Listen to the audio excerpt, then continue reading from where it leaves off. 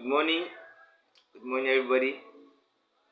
You're welcome to the channel, The Environmental Engineer.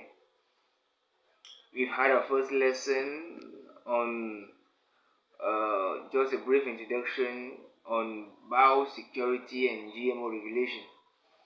We saw what biosecurity is, we saw what GMOs are, and we saw their effect on the environment.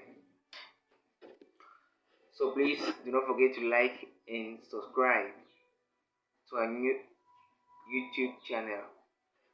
Thank you very much. So today we are going to see the first chapter on biosecurity and regulation of GMOs. The first chapter will talk about the manufacture process of GMOs, how these GMOs are produced. That is very, very important because, as environmental engineers, it is important to know how these GMOs are produced so we can know how and where to regulate them in order for us to protect our environment. So, we're going to talk about four major, how can I call it, four major steps in which they produce GMOs. You have number one, which is identification. The first step is the identification, isolation, integration, and multiplication of the gene of interest. Let me take for example, if a company wants to modify a maize plant, a plant maybe that can resist drought. What they do is they look for a maize plant in a desertic area, for example Northern Africa, where there is too much sunshine. They look at the way maize plants they behave. So they study the particular maize plant in the north and see and identify this particular characteristic of the plant that makes the plant to resist drought. So once they study and discover the particular gene responsible for the drought resistance in this plant, they isolate it. Once they isolate it, they integrate it now in a plasmid. Then they multiply it as much as possible so as to have many copies of this particular gene responsible for the drought resistance.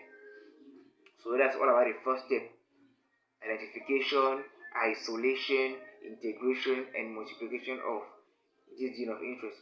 So now the second step they do is the transfer of this gene of interest into a cell. They transfer this gene of interest into a plant cell. It can be through a gun transfer. It can be through chemical transfer. It can be through the protoplasm. I won't go into details because there are many other ways to do that. So the third way in which the third step in which these GMOs are made, you have the regeneration and evaluation of a transformed plant. So this particular gene is being grown into a medium.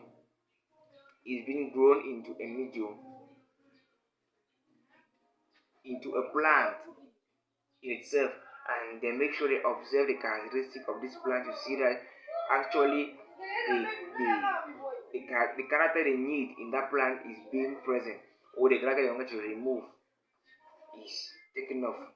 Remember I told you genetically modified plants can be either made by adding a particular character or by removing a particular character from a plant.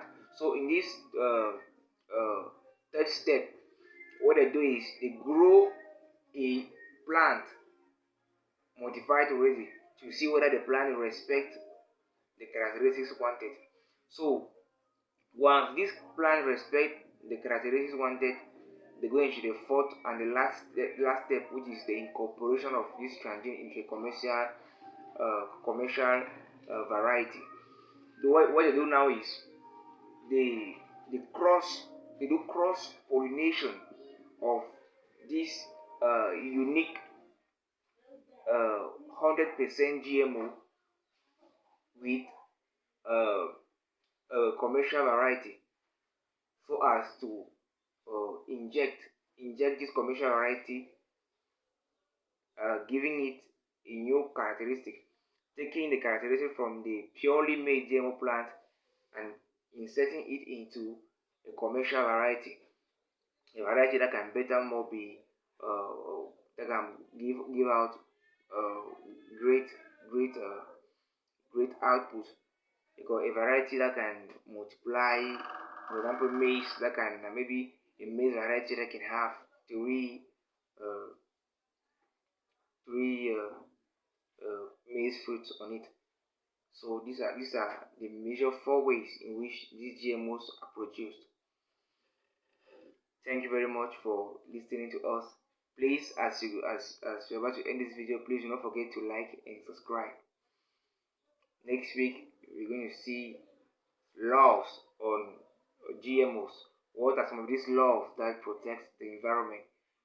Thank you very much.